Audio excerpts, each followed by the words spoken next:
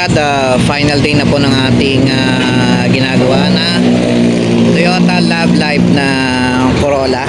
Ayan, ito po siya. Ayan po yung galing Laguna. Yan, hinihintay ko na lang po yung ating customer na dumating. Pero habang hinihintay natin siya, recap lang tayo kung yung ginawa ko. Bali po mga kapatid, una na dyan yung main issue niya is yung kanyang distributor. Sira yung kanyang may sira yung kanyang pickup coil. Naka-expose na yung mga coils niya, yung mga coil. Kaya nilagyan ko ng epoxy steel, ng epoxy. And then stack up yung distributor niya. So in-overhaul natin yung distributor. Another is yung main issue niya is itong kanyang gear, cam gear, nasa 1E. Kaya ginawa natin, nilagay natin siya sa 2E. Tapos yung kanyang carb, kakaroon siya ng problema. Kaya ginawa natin siyang Frankenstein carb. Ibig sabihin po, yung kanyang Aisin carb na original, pinalitan natin siya ng bagong throttle body and bago na air horn na pang replacement na GTX. Tapos ginawa pa ng na-overhaul po ito, tinanggal po ng mekaniko yung kanyang tube assembly. Kaya binalik natin siya para na rin mapagana yung mga ibang parts, kasi dati hindi gumagana yung kanyang cold start system, hindi gumagana yung kanyang power steering assist and throttle body. I mean yung throttle positioner pala, hindi gumagana to. Tapos nakakabit lang sa kanyang vacuum line, sa kanyang vacuum advancer is ported lang. Ayan, ported lang siya. Baling history nito from original na Denso, pinalitan nila ng Nico brand. Although siya, solid naman yung niya, nabili niya ng Nico, gumagana naman pareho, wala siyang singaw. Pero pagdating dito may singaw na. So sayang siguro kung yung Nico na yon, Nico brand na replacement na advancer, iniipit niya siguro yung mga gilid-gilid ng vice grip, siguro haba pa yung lifespan niya. Ayan, ito na ngayon na buti nakahanap si sir ng ng bagong vacuum advancer. Shoutout nga pala dun sa maraming salamat dun sa sa seller. Maganda tong nabigay niya kahit replacement. Wala na kasi tayo makuha mga kapatid na Denso ngayon. Bira na, wala na. Siguro wala na. Na rin. Stop na daw yung production ng Denso Advancer.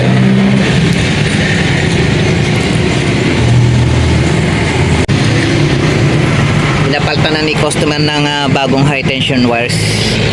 Yan, bago na siya. Tapos mga kapatid, nakita ko to, yung kanyang bypass hose dito.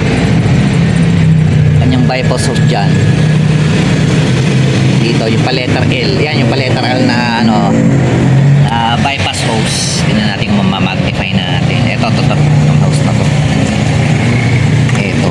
Yan, bypass hose na yan. Pa-L yan eh. Ilaltan na natin kasi mukhang pabigay na. So kaya palitan na natin para siguradong hindi siya mag-overheat. Pwede pagmulan niya ng overheat eh. Kaya hintay na lang natin ulit si customer. Ang plano ko kasi gusto ko hindi pa kasi napapa-start to. Talagang gusto ko siya yung mag-call start para makita niya kung talagang gumagana na yung talagang gumagana na maayos tong ating call start system. Kaya hintayin na lang natin si customer.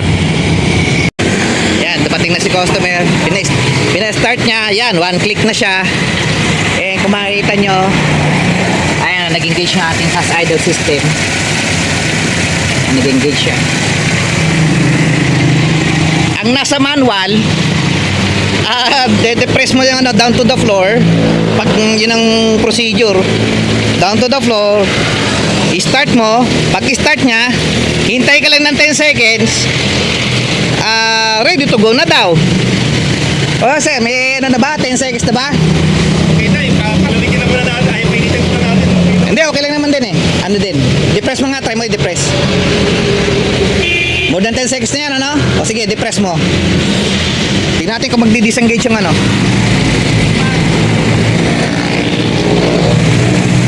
Oh, ayaw! Ayaw niya.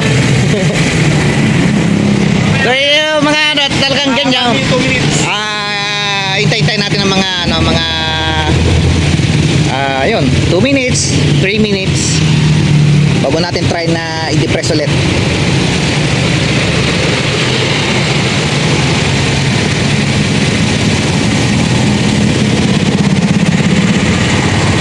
Yan, check natin kung nag-iinit yung ating electric choke. Kailangan nag-iinit siya. Yan, nag-iinit nga. Ang ginawa ko dyan mga kapatid, since nagkakaroon ng battery indicator sa kanyang dashboard, nagpalit na po kasi siya ng ano alternator Although 60 amps daw naman to, pero hindi niya alam kung yung ibang unit kasi to yan nagkakaroon ng problema. Ginawa ko yung linya ng ano, ng solenoid valve at saka ng ating electric choke, pinag-isa ko na lang. Ayun, nawala yung ating issue regarding sa check engine. Ibig sabihin, walang grounded. Kung wala tayong battery indicator sa ating dashboard. Hintay na lang natin. Mga 3 minutes o 4 minutes.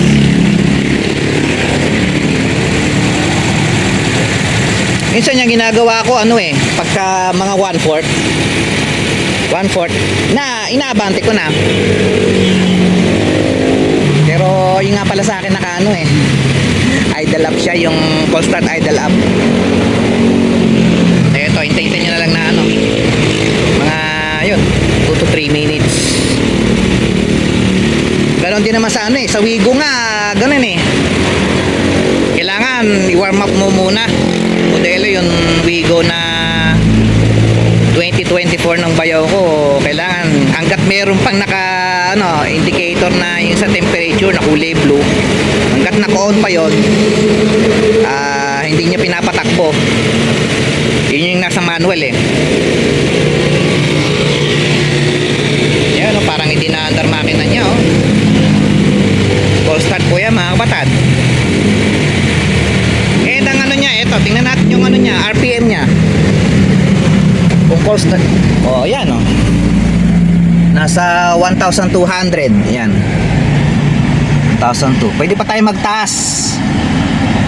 magtaas ng mga 1,500. Yan temperature niya ay maangat-angat na.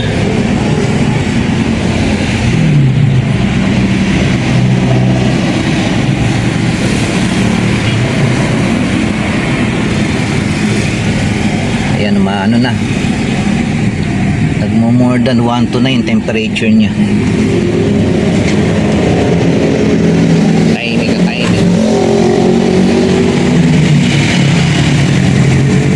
Okay na sa inyo yan, 1-2 or mga 1-5. Gusto nyo mga 1-5? Unti-unti pa naman umiinit tumataas. Depende sa temperature. Bataas na. Kasi kahapon yan in-adjust ko sa 1.5 yung niya. Pagkasasaguhin sa 1.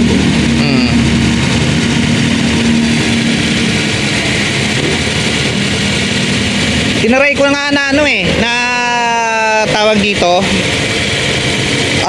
bago ko siya i-depress mga 6 minutes, hinihintay ko na mag fully automatic siya, hindi siya pag ano, fully automatic, meaning hindi na kailangan i-depress yan ay magbababa ng ano, RPM. Hindi nangyari. Ibig sabihin yung ating bimetal vacuum switch, ito. Ayan. Ano na siya? Hindi gumagana. Although original pa yung ano ni Sir, oh. Original pa, oh. Nakulay dilaw na 3/4 na bimetal vacuum switch.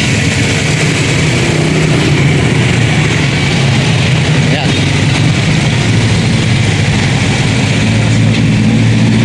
One, two.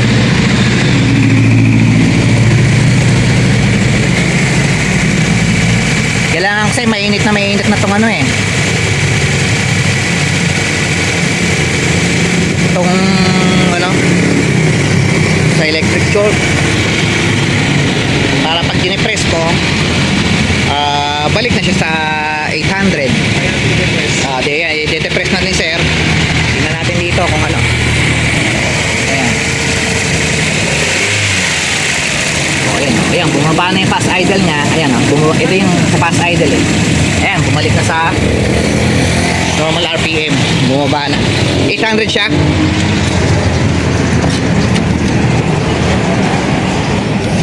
Mga kapatid, 800 na.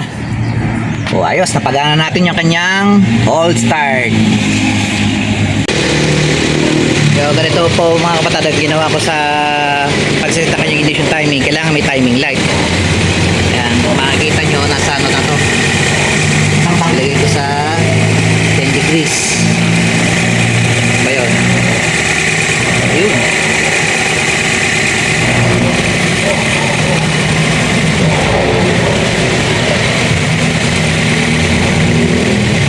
Ayun.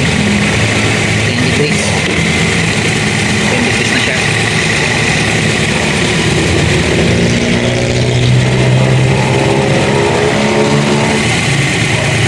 Ayun, oh. Ayun, yun, oh. 10 degrees. Ayan, 10 degrees siya. Kasi kaya nakalagay dito, ayan. Oh. Vision timing, basa. Oh. 10 degrees, Philippine specs. 10 degrees before top dead center. 10 degrees before top dead center. Yan. Okay. Then lalagyan na natin ang manifold vacuum advancer. Lagyan natin.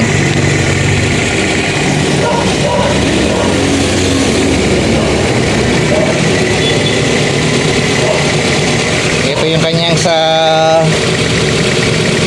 manifold vacuum advancer. Makakabit natin.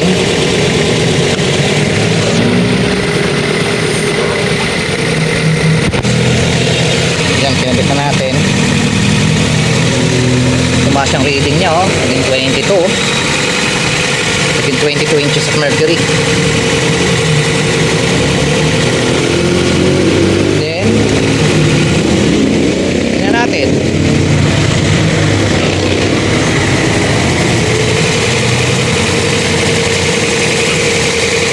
Estimate ano ko sa kanya siguro around 25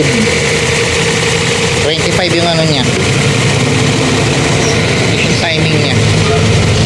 In total na yan, ha.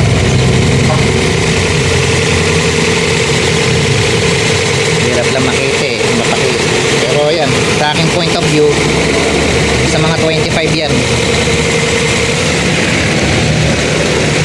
Sir, ano RPM? Tumaas ano? 1-2. Nasa 1-2 daw. Ano naman eh. Ayan, tutunan na natin yung carb. Lagyan natin sa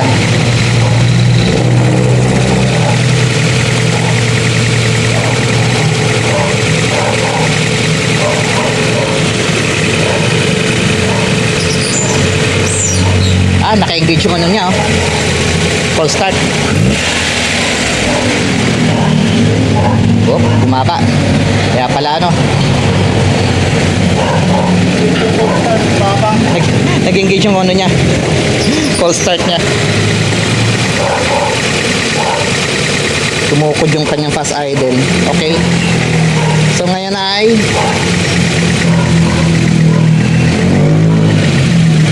ito yung ating ano, vacuum gauge. 800 na sir.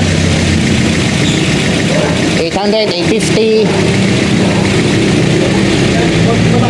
Konting pababa pa.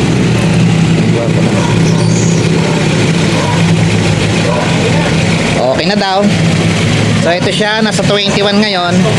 Pag totoo ng mga kapatid ng carburetor mga kapatid, kailangan may vacuum gauge. Hanapin nyo yung pinakamataas na reading nya, paluwag and paigpit.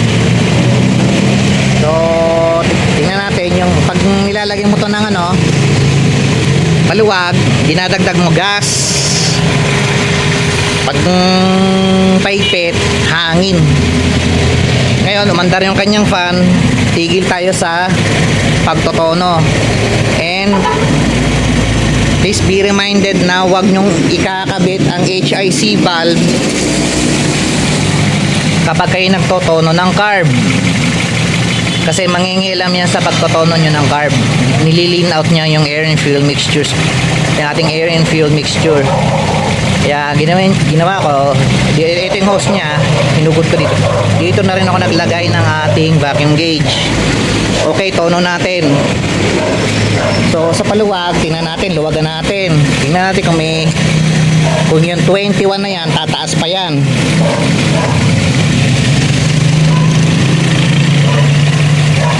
Whoops.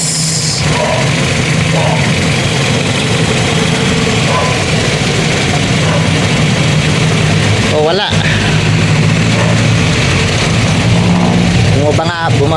Bumababa pa nga eh, yung 21 eh. So ang pihit natin paigpit. Hop, mandar yung ang fan. Hintayin natin na matay yung fan. Hop, pihit ulit. Pihit. Pihit. Ayan, maabot pa ng 22. Kailangan hintayin mo hanggang bumaba yan. Ayan. So yan yung highest nya.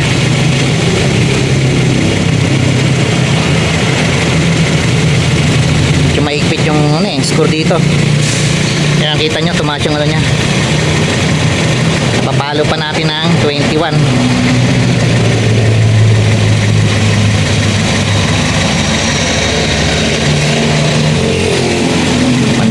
Mandalwit yung fan.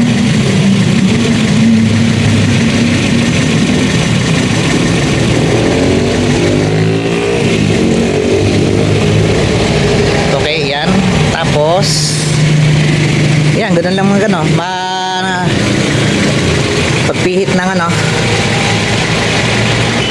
ng ating air and fuel mixture screw. So, tingin ko pwede pang pihitin eh. Sandali lang, mahirap ng ano eh. Kuha ko ng ano, pang pihit. Ayan mga kapatalo, napaabot ko na ng 22 inches of mercury. Ayan, gumamit ako dito. Medyo mahirap ang ano niya eh, yung screw niya. Bali mga kapatid, abang pinipihit ko siya, mataas ko ng 22, then from 22, biglang pihit ako ng pihitan ganyan, biglang bumaba sa 22, binalik ko lang. Yun. Ayan, ganun ang ginawa ko. Medyo mahirap lang kuha nun sa video. Ayan, pero ito yung ating huling timing. Ayan, napapalo ko pa siya ng 22. Ngayon, with AC, sir, pakion, tingnan natin yung ano niya. O, yung aircon. RPM niya okay, 800. Mababa na konti. O tataas ko sa 800. Okay na? Okay, paki-on ng aircon. Nasa 900.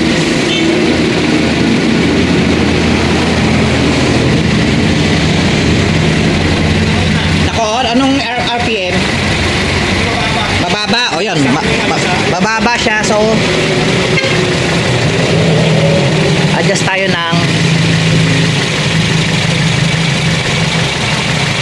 idle ng ano, ating aircon. Yan, naka-aircon siya at 900 RPM. Tignan nyo mga kapatid, pansinin nyo, naka-aircon siya pero ang ano niya, kanyang engine vacuum, teka, nagulog dal ng daliri ko, nasa 18.5 to 19. Yan, 18.5 to 19. Naka-aircon siya niyan. Kaya yan ang kagandahan mga kapatado. Yan, ang kita mo, nag-automatic, mas tumataas pa yung kanyang engine vacuum. Pares kasing namatay yung rod fan and condenser fan. Magiging 800 yung RPM niya. Naka-aircon ka. Bumababa siya kasi nagmamatic. Ginawa ni vacuum advancer, ginagawa niya, hinabol niya yung load, yung power door ng ating aircon. Dati nasa 17 lang to eh. Ayun, pasok na sa green. Ayan, no? Ganda pagka nagano. Kaya titipid sa gasolina to eh. Pero mo, naka-aircon ka. Gumagana na maayos yung kanyang AC. Kaya ngayon, ano na tayo? Protest na natin to. Ayan, nagro-protest na tayo mga kapatid. And sabi ni Sir, may improvement na dati kasi pag i-start niya lang sa unang arangkada, kumakadyot eh. So ngayon okay na. Naka-AC pa kami niyan. Nung una kasi nagkakaroon daw ng hesitation pagka unang arangkada. Ang cause nun, nakita ko yung kanyang plunger may problema. May time na yung accelerator pump niya hindi nagpa-pump ng gas. Dapat yung ating accelerator pump minsan hindi dapat siya magmimintis sa pag-i-spray ng ng gasolina. Yun, para walang hesitation. Mas maganda atak niya yan, sir. Okay mas okay. Iba talaga pagka pero kang maayos na vacuum advancer. Mapapalabas mo talaga yung full potential niya pag working lahat ng ng pyesa. Ayan, dito na kami sa Barangay Lourdes. Ayan, sabi ni Sir, wala raw kadyot kahit na Magkasera, dire-diretso. yun. Tsaka minsan doon segunda siya eh. Ito, paakit, tersera. Ayaw. Naka-aircon pa tayo. Yung iba daw sabi pag mga pahon daw papatay pa na aircon sa mga parking. Wala nga kadyot. Tsaka kikita nyo wala kayong maramdaman na engine brake. Ginagawa ng yung throttle positioner ng carburetor. Ito na yung palusong. Palusong natin. Ayan. Walang engine brake, walang engine knock.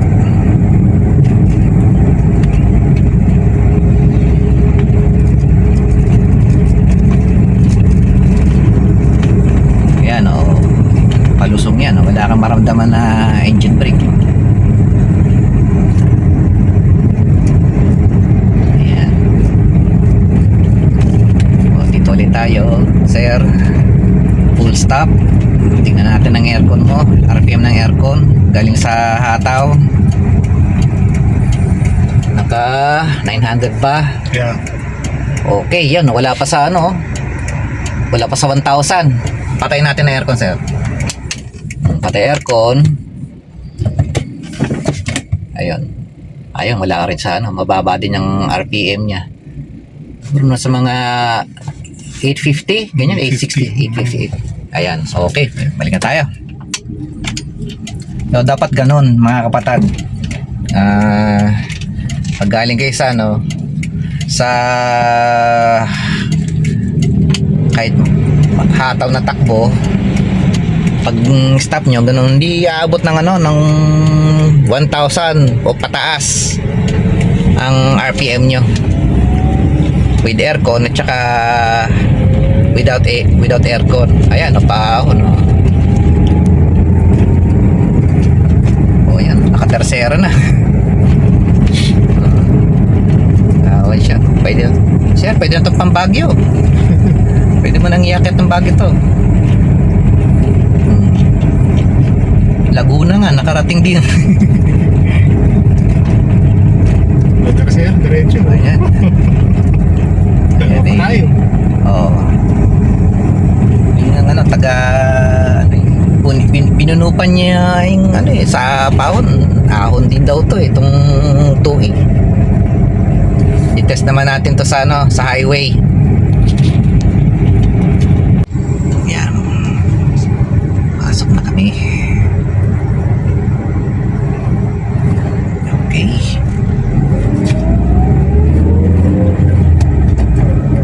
Yan na tayo, sir. Kanan. Bago Dolores X tayo. Yeah.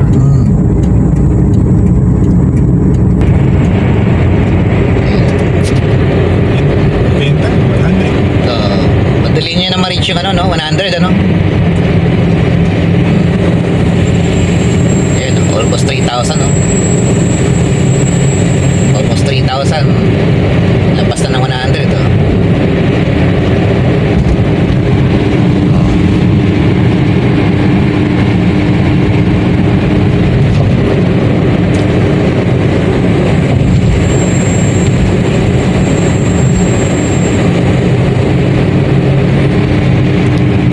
Kaya mong patakboy ng ano to, 150 to, 160.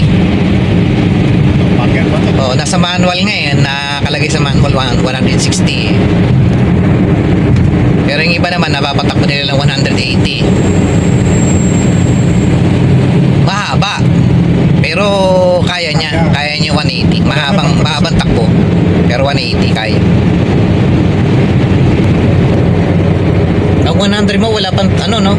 Almost ano lang. Pero hindi wala 2829. 28 ano? Ang 100 niya. 2829. 2829 ang ano, 100. Nakauwi na po ng San Pedro Laguna yung aking customer mga 3:30 PM. Tapos nag-message siya sa akin. Ito po yung kanyang testimony. Sir, ito po ang data. Full tank to full tank method, sagad sa labi ng tank ang filling. Kilometer run, 121 kilometers. Travel time is 1 hour 49 minutes.